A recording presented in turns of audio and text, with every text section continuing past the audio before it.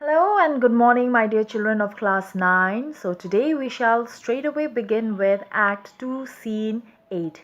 So, this scene deals with two minor characters, namely Celerino and Selenio. These two are seen discussing about what had been taking place in Venice, in and around Venice, and these two characters, Celerino and Selenio, although they are very minor characters, but yet they discuss about the development of the plot that does not take place, that is not shown on the stage.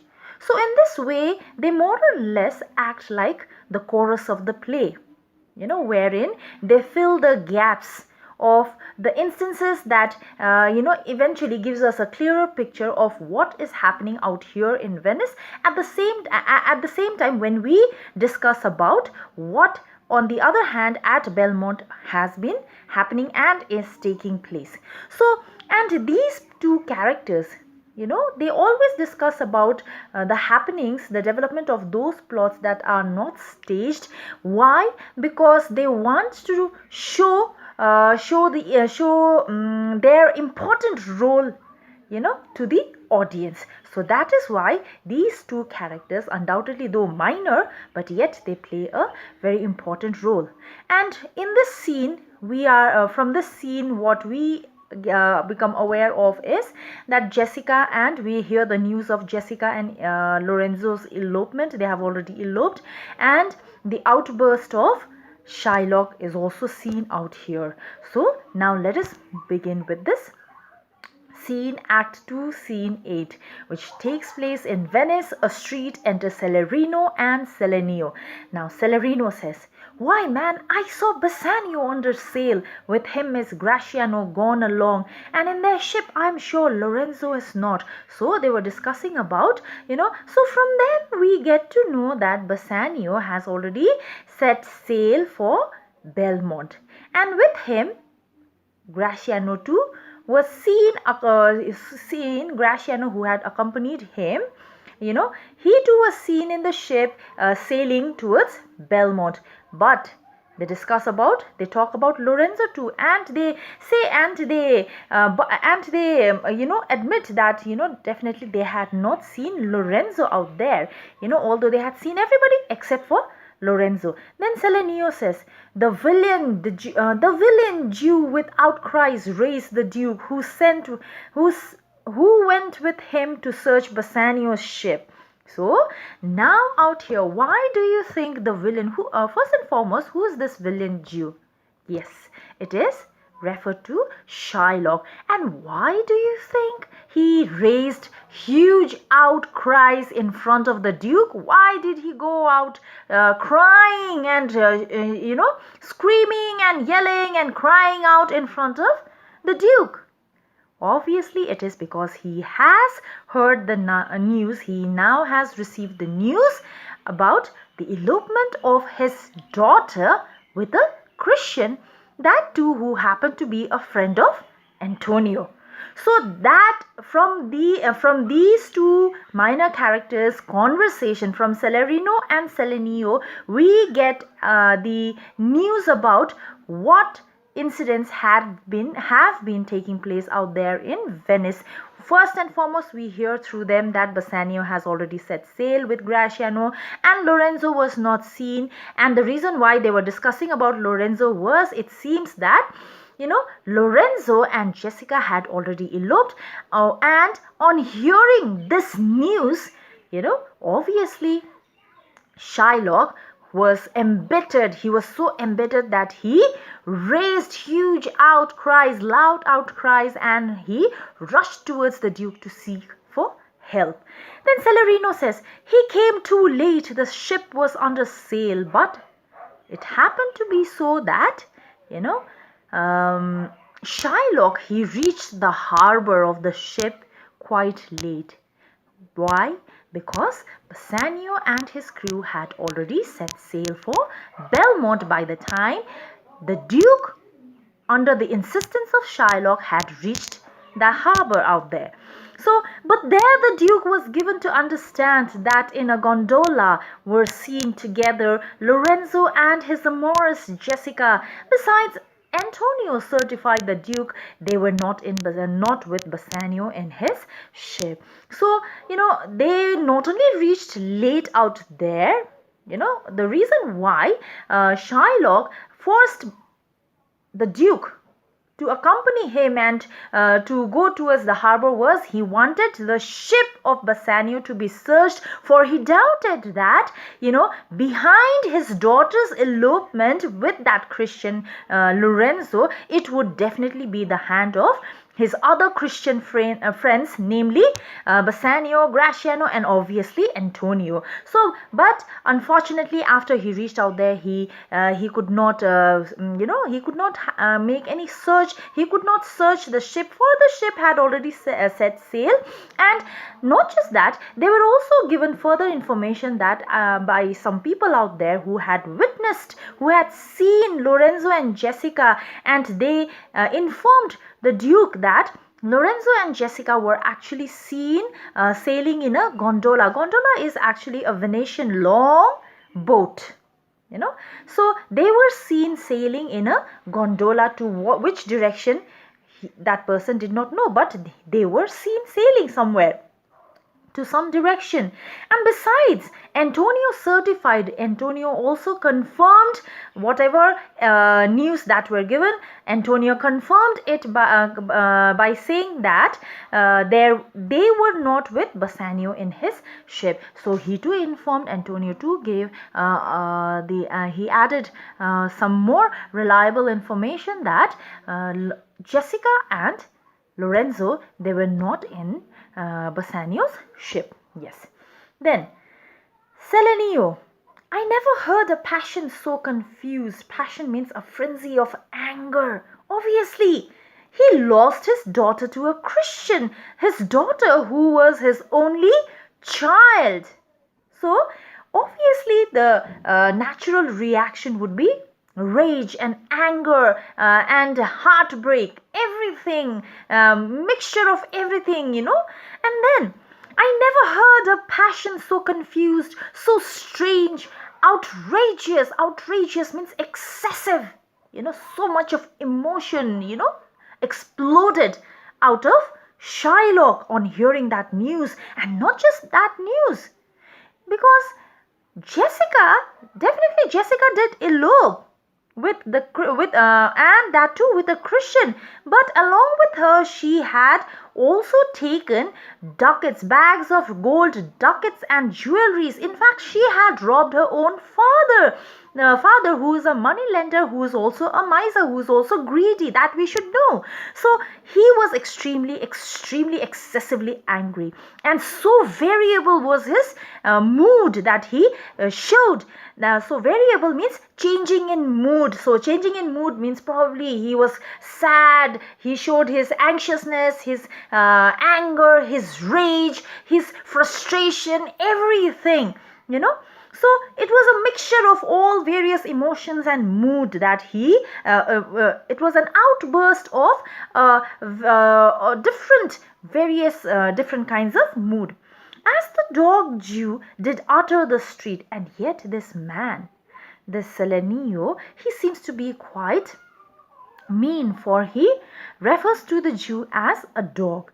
As the dog Jew did utter in the street, my daughter, oh my ducats, oh my daughter, fled with a Christian, oh my Christian ducats, justice, the law, my ducats, and my daughter, a sealed bag, 2 sealed bags of ducats, of double ducats stolen from me by my daughter, and jewels, 2 stones, 2 rich and precious stones stolen by my daughter. Justice, find the girl. She had the stones upon me and the ducats. So this was the kind of, so out here, Selenio, he is trying to, in a very exaggerated manner, he is trying to parody the emotion, the outburst of emotion that he had witnessed. Of Shylock. that he had seen Shylock showing such kind of outburst of emotion, and he exaggerates the parody of Shylock's greedy behavior out here. That is what he does, and he imitates and he mimics and he repeats whatever he had heard. He says that, in fact, in a very mocking way, criticizing way, and a very full of excitement. So then what happens, and out here what we see is that Shylock, he cries, and there is this so many variation of mood that he exhibits, that we get to know through the mouth of Selenio, and Shylock cries as if he's completely confused between the loss of his daughter and his money.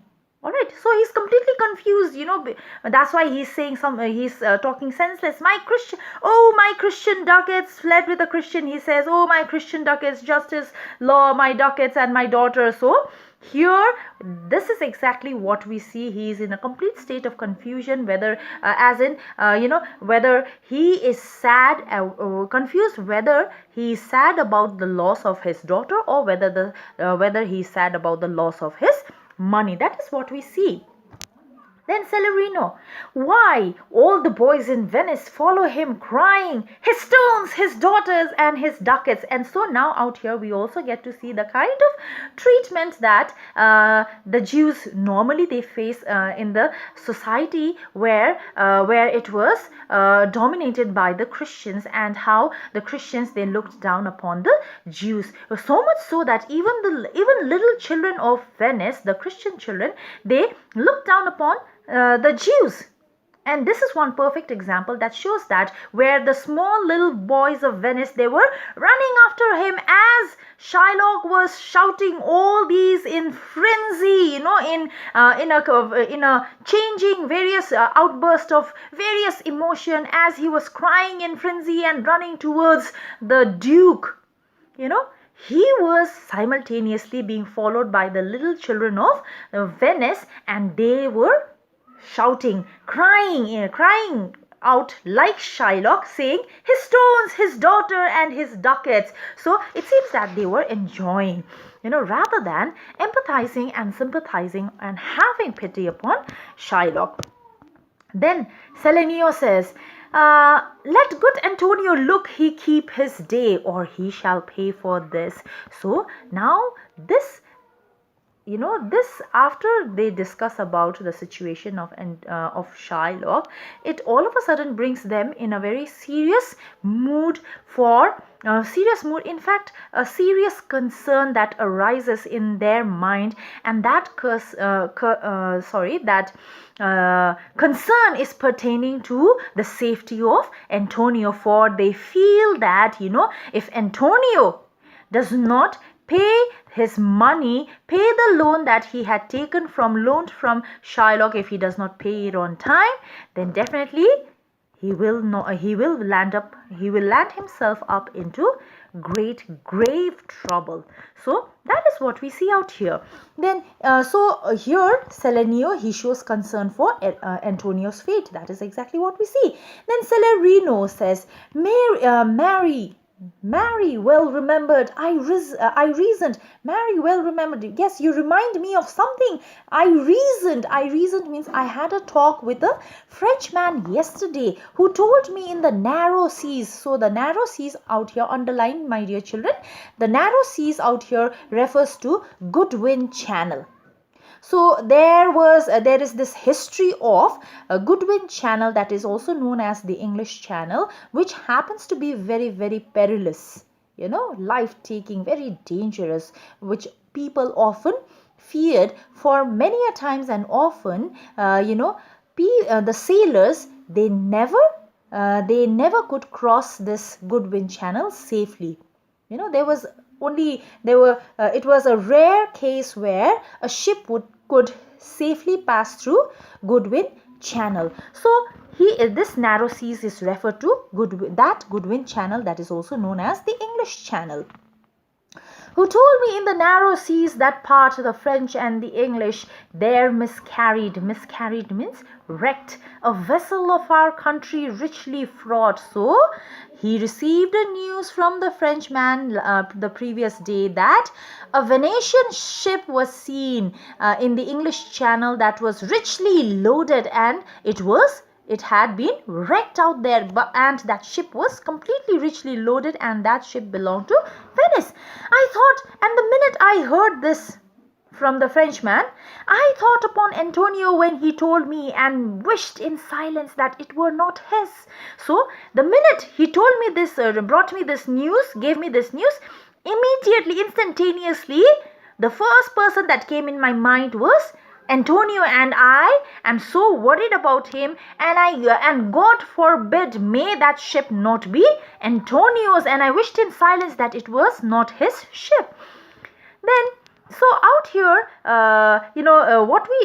this Celerino, he provides the audience also a very discouraging news that is relayed, which is related, which is in fact a rumor. So, which is a rumor of which they are not quite certain about too, but yet they are in great doubt that it could possibly be Antonio's ship, because they, as per the news that they heard, it was a Venetian ship that was richly loaded, and obviously Antonio's ship, Antonio being a rich servant, his ships were always richly loaded. Then see what happens.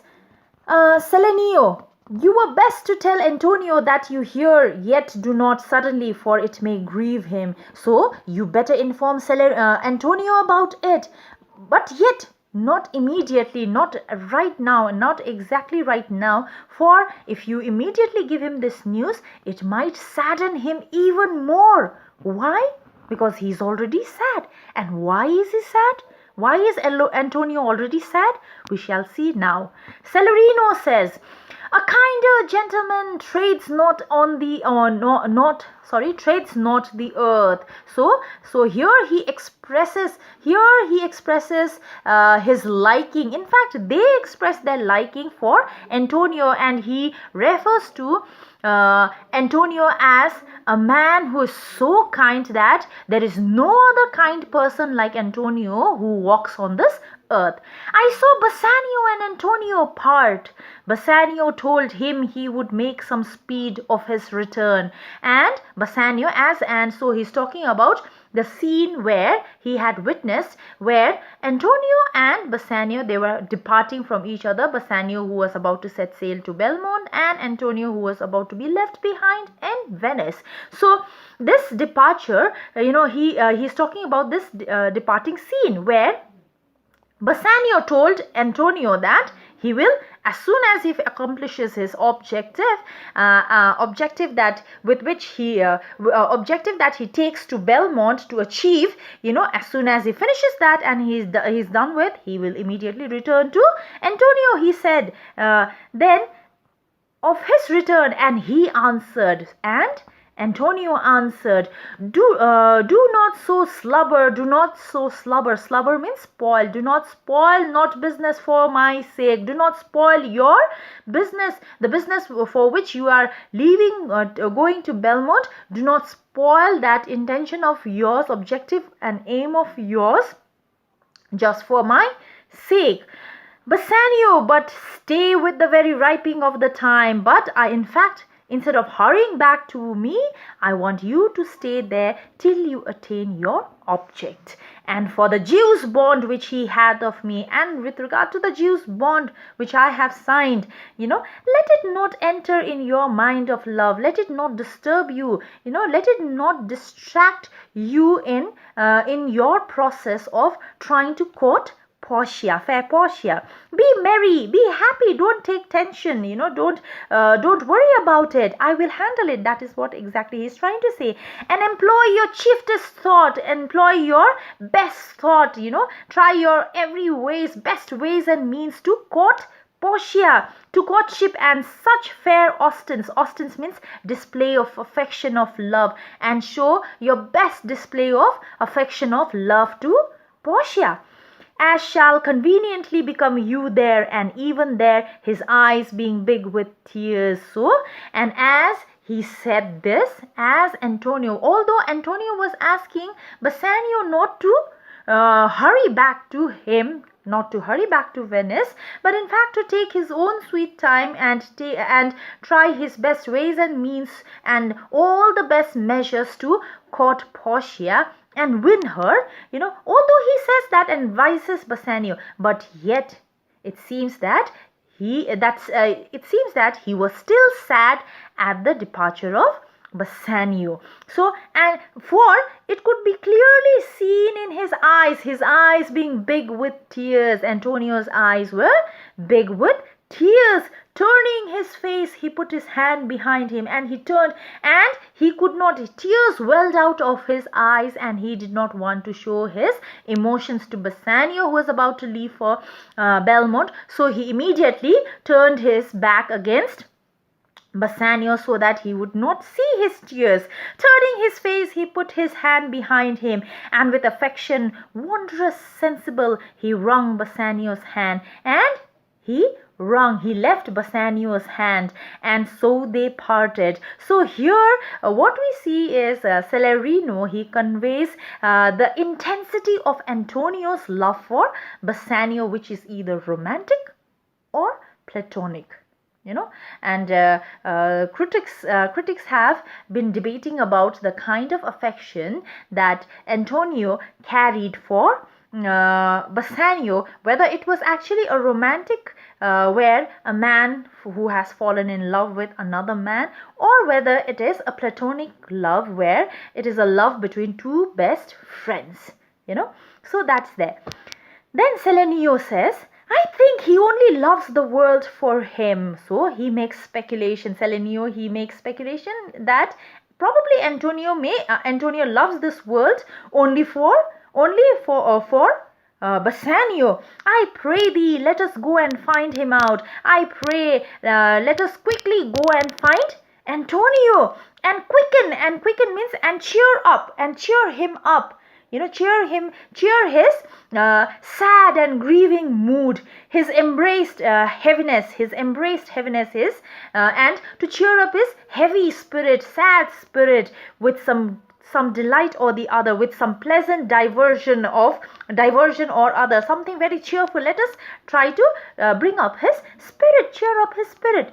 Then Celerino says, do we so? Yes, let us do so. So, and then they move towards Antonio, and they start seeking for Antonio. So out here what we see is these two minor characters, as I already told you, they have discussed about what has taken place, and that incident that has taken place has actually not been shown on the stage, but through them we come to know that these were the things that had taken place.